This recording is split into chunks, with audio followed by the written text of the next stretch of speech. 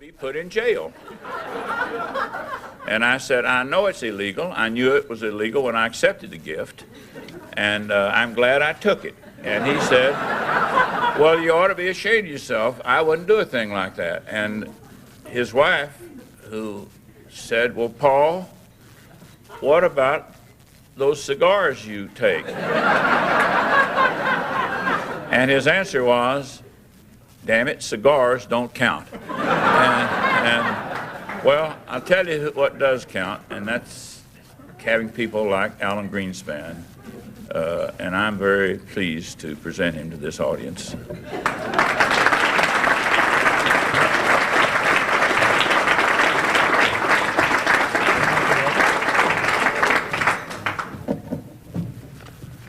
Carol, I realize it's a little late in the game, but if you had told me that Bob Strauss was going to introduce me, I would have gone to the Federal Reserve Bank of San Francisco.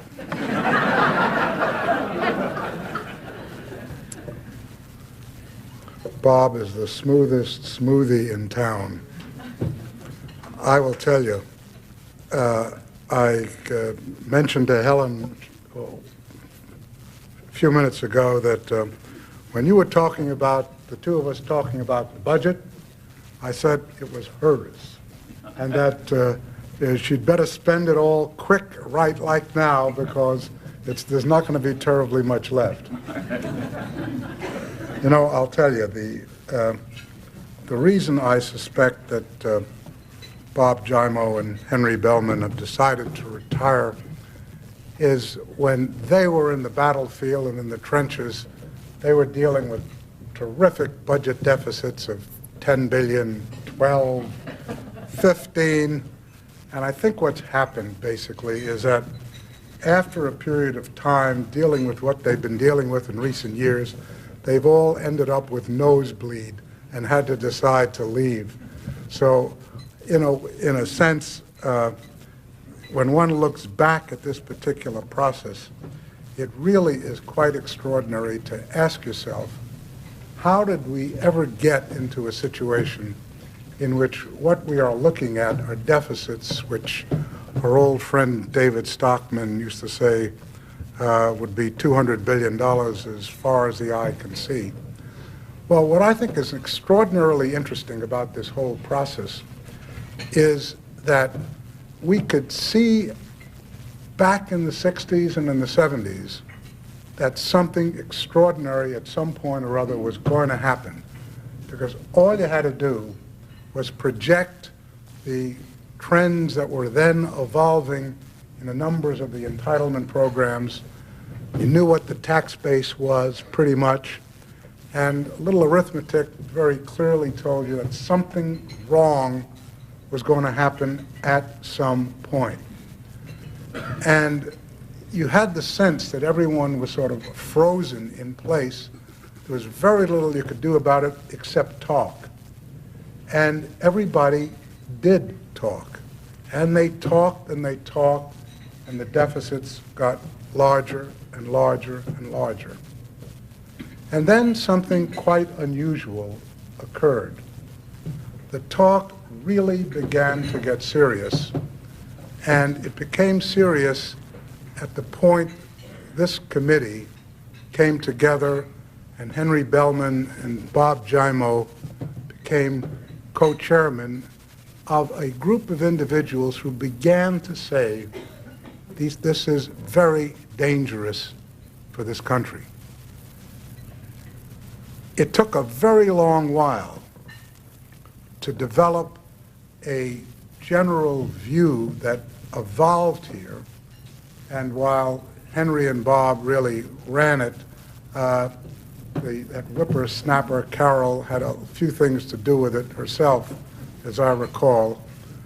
And I think watching this process from afar, what happened was all of a sudden you began to get a general awareness that there was something fundamentally wrong with the whole process.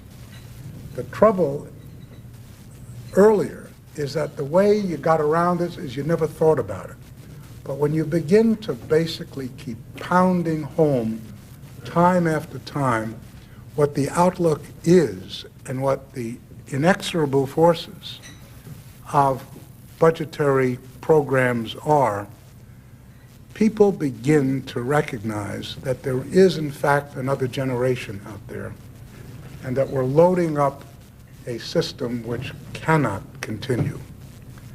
And so it strikes me that when we look at the process that is evolving today and observe that there is an extraordinary amount of conversation going on, but most importantly, it is marginally nasty, it is loud, it is extraordinarily uptight, and I am delighted because that tells us it is finally serious.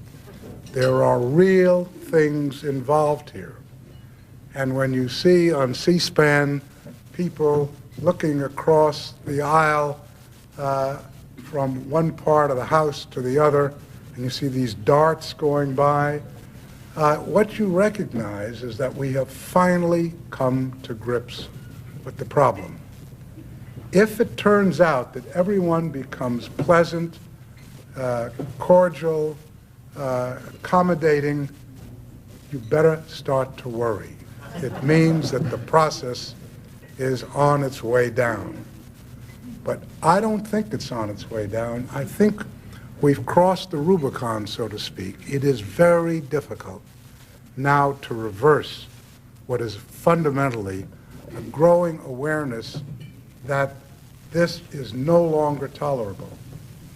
I had thought a few years ago, when we had a whole new structure which had a lot of little bells and whistles like pay-go on it and reconciliation and all of that stuff, I said to myself, for God's sakes, 51% of the House and 51% of the Senate can just wipe this stuff out, as indeed I fully expected would happen.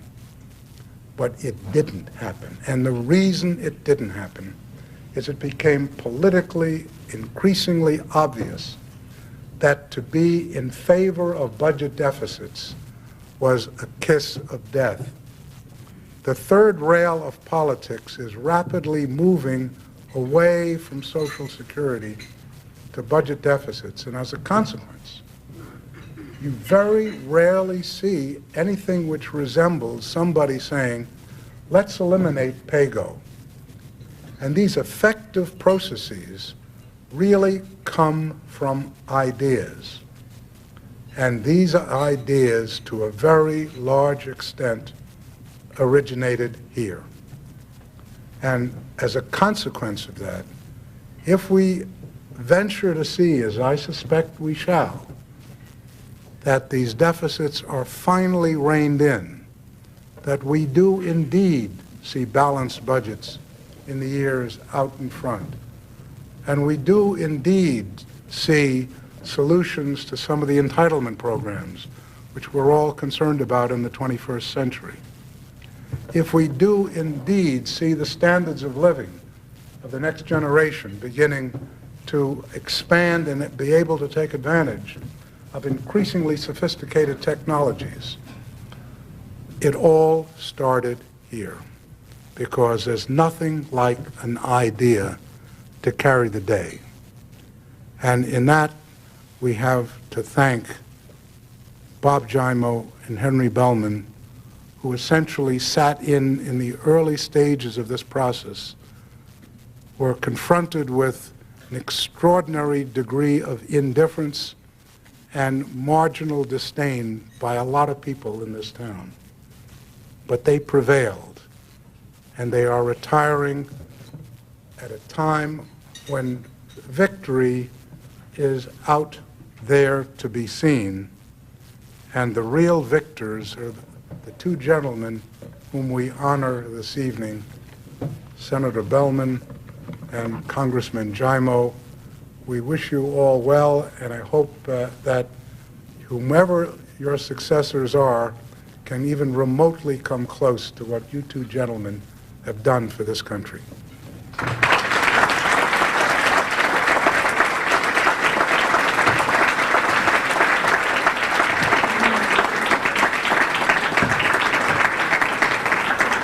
Chairman, thank you. Thank you very much for everyone here. I looked for Alice Rivlin when I came in, and I've been looking for her since I've been here. And I presume she's in this room. I hope so, because I'm getting ready to call on her. That's good. I'm very pleased to see that she's not here. I wish someone had told me, Carol.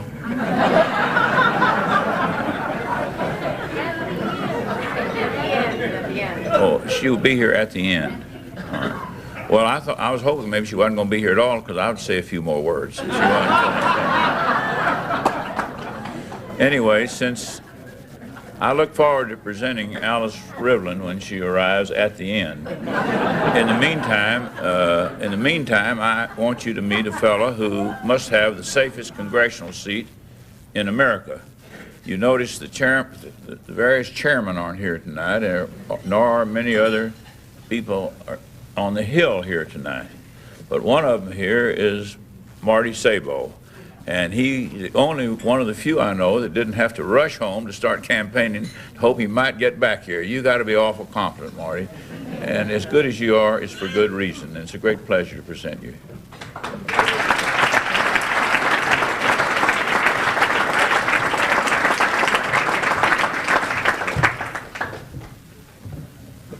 Thank you, Bob, and it's a pleasure to be here with you this evening to honor Senator Bellman and Bob Jimo. I have to say I really did not know the senator. I was here, I guess, for 2 years while he was still in the Senate. As a new House member, our paths really didn't cross. Bob Jimo and I served together for 2 years, but I felt I got to know him. We not only were fellow Democrats, we also served on appropriations together.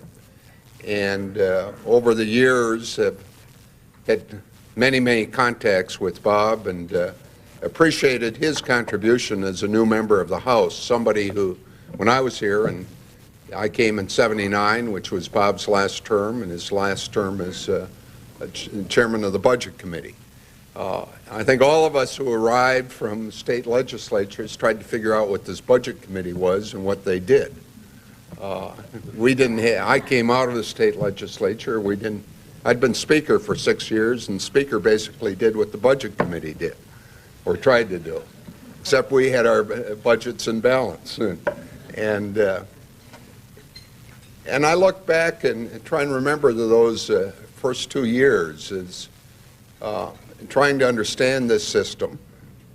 And Bob was someone who was always incredibly accessible, both in his role as chair of the Budget Committee, but equally important to me as someone who was a new member on an Appropriations Committee.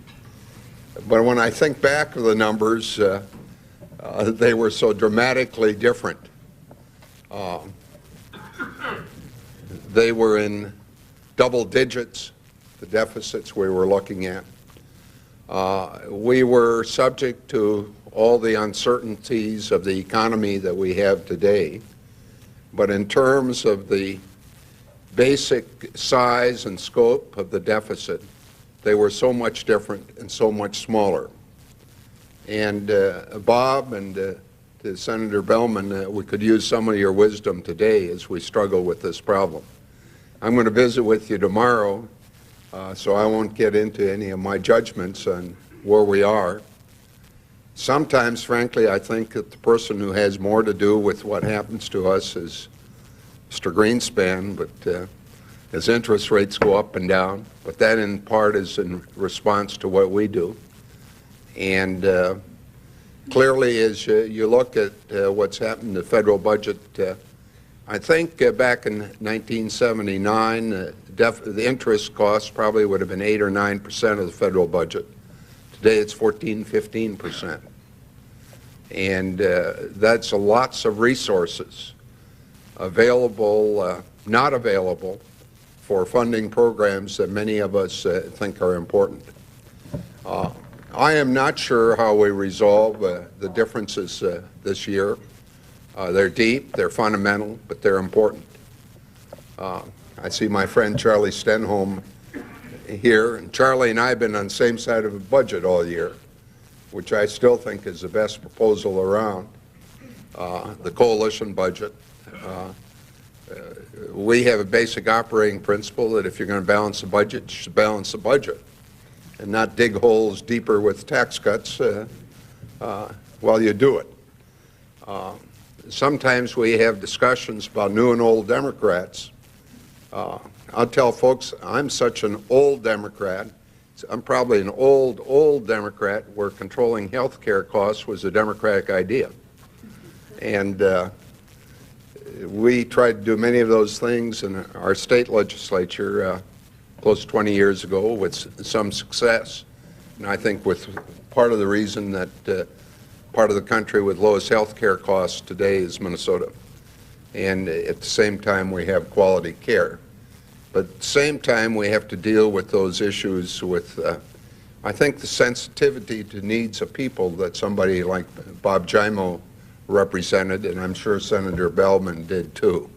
So we got a long struggle ahead of us, and as we deal with our struggles, we think of people who really built the institutional foundations of what we have to deal with today in terms of people like Senator Bellman and Bob Jimo, in terms of having a budget process, a reconciliation process that really offers us the potential to having some framework within the Congress to deal with our problems.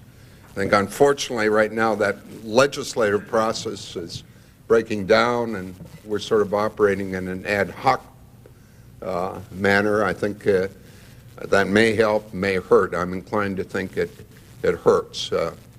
But Bob and Senator Bellman, you have a great tradition that you give us. We thank you for all your contribution. We wish you well. May those drives get longer, Bob. May those putts get straighter. And may those scores go down. And to both of you, thank you so much.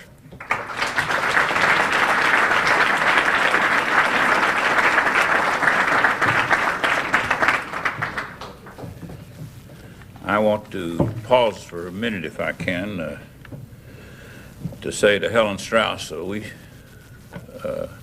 and I spend a good deal of time discussing whose memory is worse than the others, not whose memory is best. When you get, all of you out there get a bit older, you'll know what I'm talking about. And I want to say, Helen, that I remember that Carol Cox Waite told me Alice Rivlin will be last, but I didn't remember it until she reminded me. So I want to tell you that right now, so we don't have to discuss that. When you're secure enough to do that, you young people will learn that's the way you stay married 53 or 4 years. I must confess I don't remember whether it's 53 or 4 right now. But anyway, I guarantee I'll know before I get to sleep tonight. I get a little tired of, I'm awfully tired. Not a little tired of, I guess it's worse during presidential campaigns of hearing people talk about how terrible it is to be in this town. And those who preach try to teach the fact that this is a city with just simply terrible character defects, that the city really isn't on the square. The town isn't. And the truth of the matter is that that's a lot of hogwash, as most, if not all of you know. And anyone who would see these people who've been on this program tonight, and anyone who has seen a fellow like Ted Stevens, Senator Stevens is now present, see him move around here from one side or the other, liberals and conservatives and Democrats and Republicans, trying to do what's right, knows that this town's got to be on a square. Ted?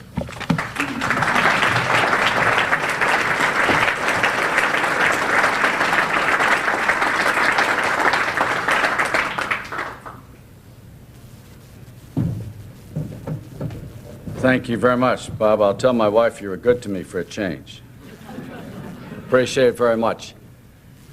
I'm pleased to be able to be here tonight with you. Few people have had the experience that I've had and with the friendship with Henry Bellman.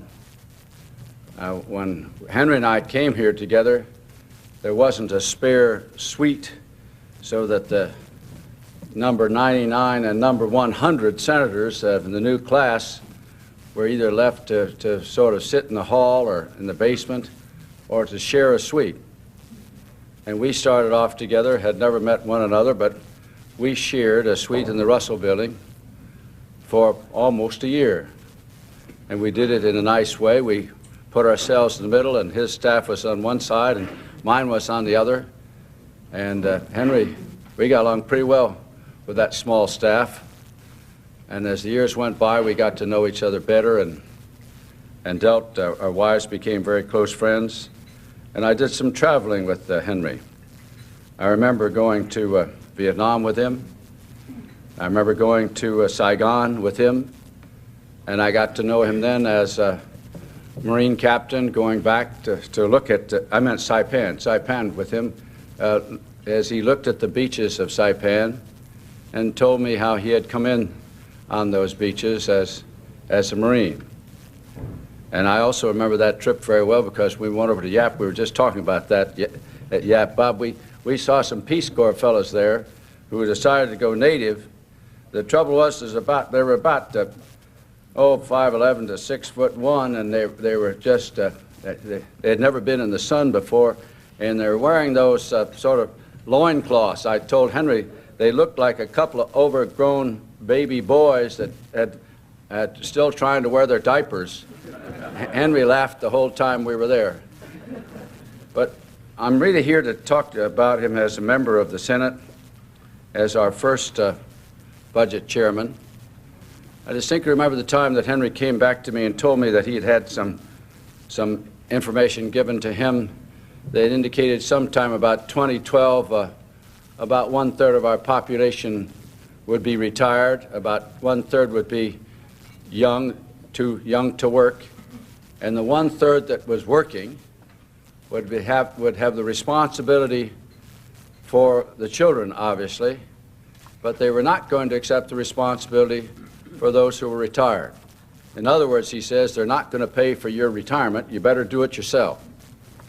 And he's operated on that basis throughout his life. I don't know if you know Senator Bellman as I do. When he got out of the Marines, he's going to get mad at me for telling you this, but he took his mustering out pay and he bought a couple of carloads full of fertilizer and took the first artificial fertilizer back to Oklahoma and experimented with it and improved the crops of that state so much that he was elected governor at a very young age.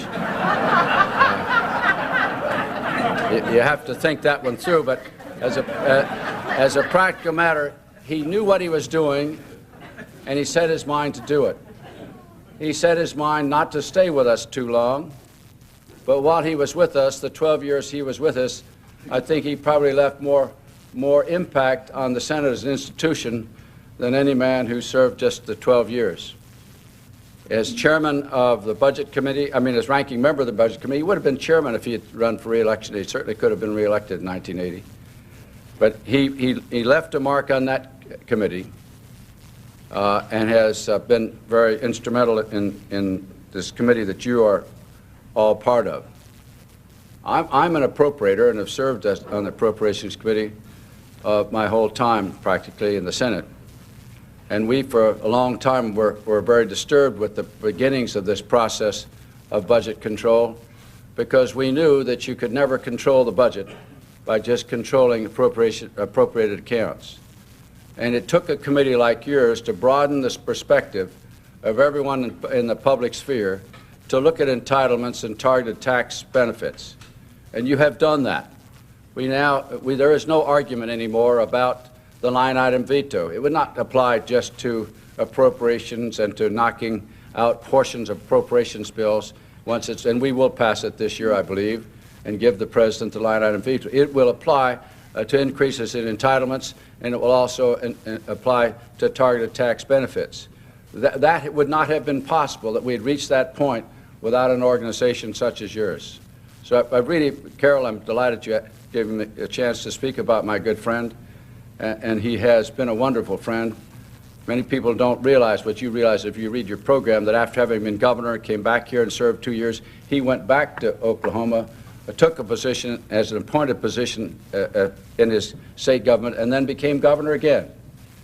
He's part of our generation that really believes in service to our country, and I know no one who's done more for our country in the long run than Henry Bellmon. So thank you for permitting me to be here with you tonight.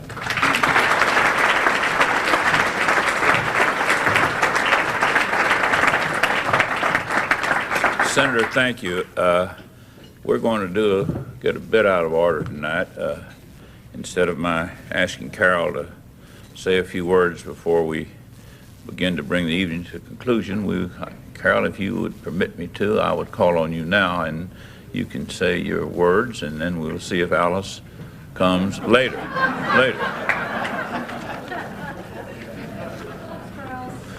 Yeah.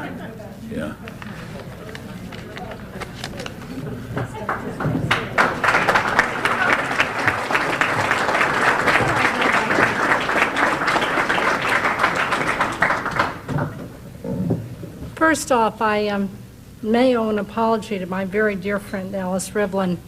We have known all along that she had an appointment earlier this evening, and we had hoped, and she had hoped, that she would be here by the end of the evening, and she still may be. But I will try to fill her shoes for a moment, if I may. And if I can not cry, say a few words that need to be said. First, I'll steal Bob's thunder and point out to you that your centerpieces tonight are the fiscal 1980 budget. We owe great gratitude to a lot of you in the room for the fact that you have them on your tables. I can't tell you how few people there are in Washington who could round up 18 copies of the fiscal 1980 budget. You need to call the CBO, the OMB, the budget committees. I mean, how many people keep these things all these years? It happens to be Bob and Henry's last budget. It also happens to be the budget that never was. Believe it or not, that budget, Jim McIntyre, had on the face of it a $30 billion deficit. And the result was the bottom fell out of the bond market. The president withdrew his budget, and they actually formulated another budget that was hopefully going to lead us to budget balance at the end of that year. It didn't work out that way. But it is, that is Bob and Henry's last budget in the middle of your table, and I thank all of you who helped us produce them tonight. It wasn't easy. We've heard tonight about the Appropriations Committee from Marty Sabo, from Ted Stevens, earlier from Leon Panetta. I have to tell you, as somebody who worked for Henry Bellmon on the Senate Budget Committee, Warren Magnuson, who was then the chairman of the Senate Appropriations Committee, used to say there were two budgets. There was the budget, and then there was Henry's budget.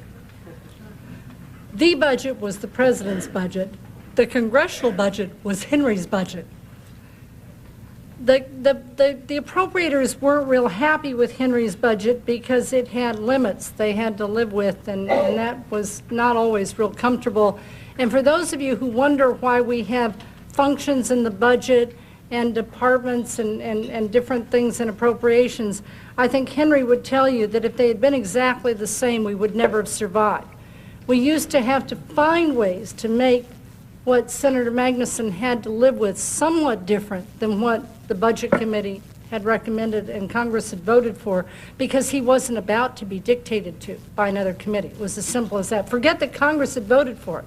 We just had to find a way to make it a little bit different, because if it weren't, we couldn't make it stick. Now I come to a more personal part of this.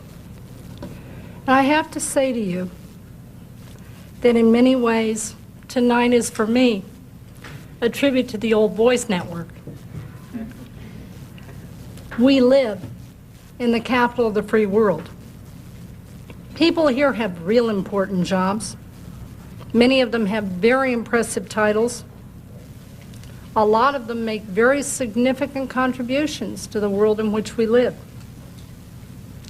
But in these rarefied circles, there is a small group who exert influence far beyond their titles and who have power far beyond anything explicitly or implicitly that you could figure out just looking at organization charts. This small group's influence derives from the respect in which they're held by other people in this town and outside of it. And that respect derives more than anything else from integrity and a commitment to public service, to do the right thing, even when it's not comfortable or popular. Most of the members of this group are men, because men have run this town for most of the time it's been here. But I got to tell you, the Old Boys Network isn't exclusively limited today to boys or to old people. You don't any longer have to be old or even a man to belong. But the founders of the Committee for a Responsible Federal Budget, I can't even say it, we're all men. They're not all old, but they are all very dear to me. From that group we have here tonight, Jim McIntyre. And Jim, I've lost track of where you all are in the room. Where's Jim McIntyre? Stand up for a minute.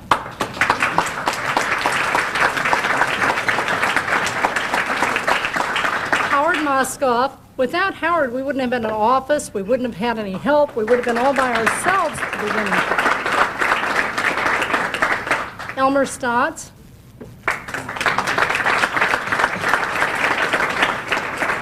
Alan Greenspan. Bob Strauss. Henry Bellman. And Bob Jimo.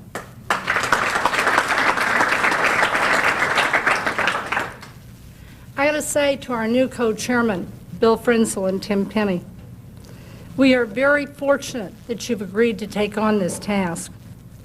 You have big shoes to fill, but I talked Bob and Henry into waiting until somebody who could fill them came along.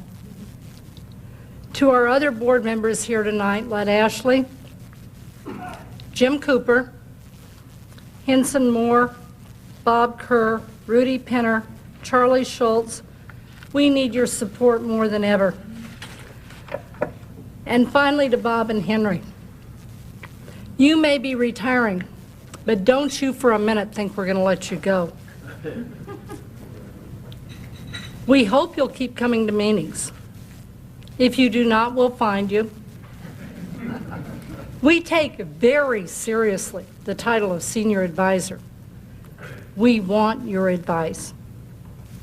We will continue to seek your counsel. You can take that to the bank and borrow money on it. I thank all of you for being here tonight. And I thank Bob and Henry and all of you for a wonderful 15 years.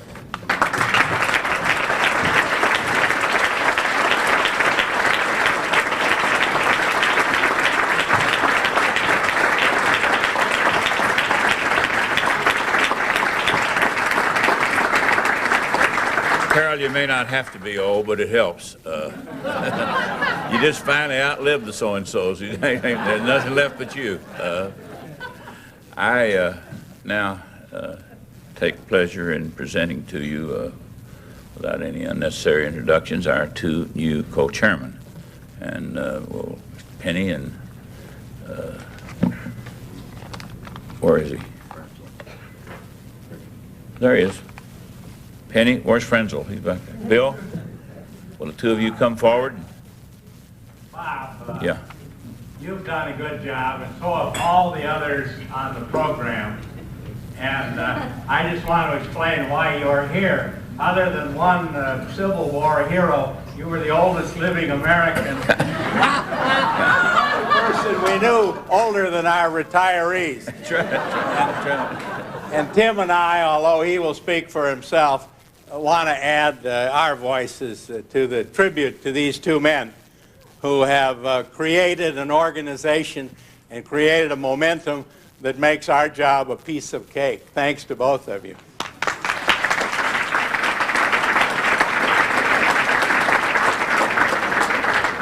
One nice thing about the Committee for Responsible Budget, they're not responsible. You're supposed to come on up here and make... Penny, come on and take care of this presentation. Frenzel's a little senile, but he's...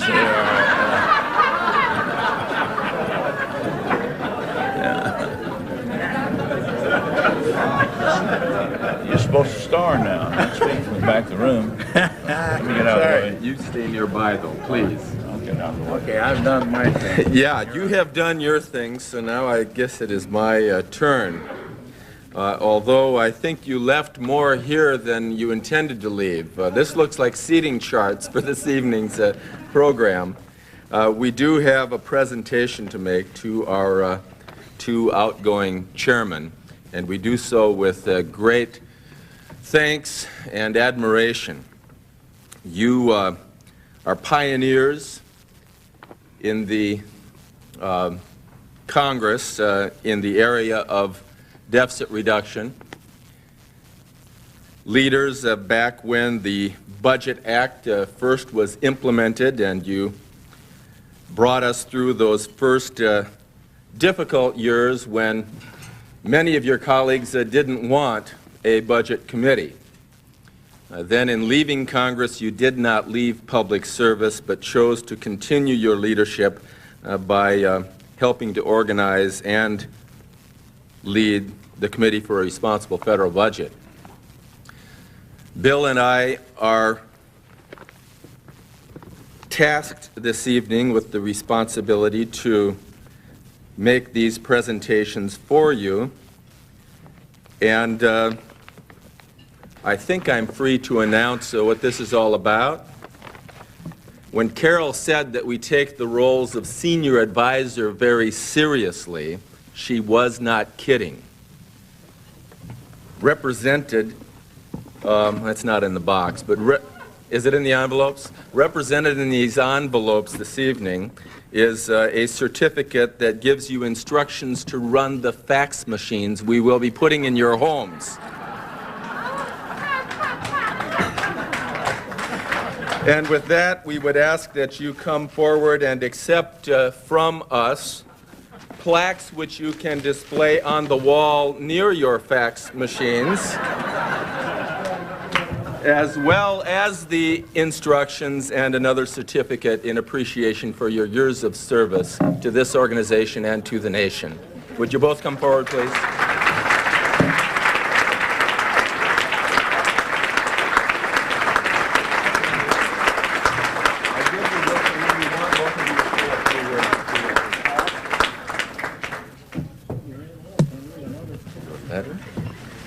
Get all of this. Thank you. Can you get that out? Yeah.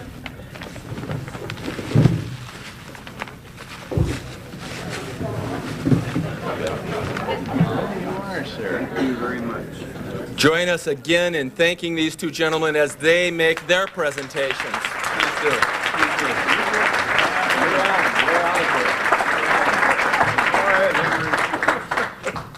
Bob, congratulations. I never thought we'd last this long. I didn't either. I've been thinking we should probably change the name of the committee from the Committee for a Responsible Federal Budget to a Committee for Any Federal Budget.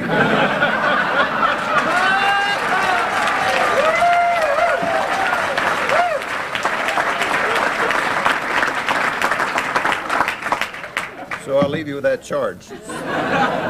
It's been a great honor to be associated with all the members of the committee and with Carol, who's done a phenomenal job of bringing us to this time, and we wish you continued success and even greater accomplishments in the future.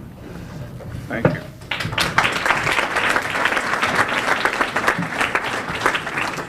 Thank you very much, Henry.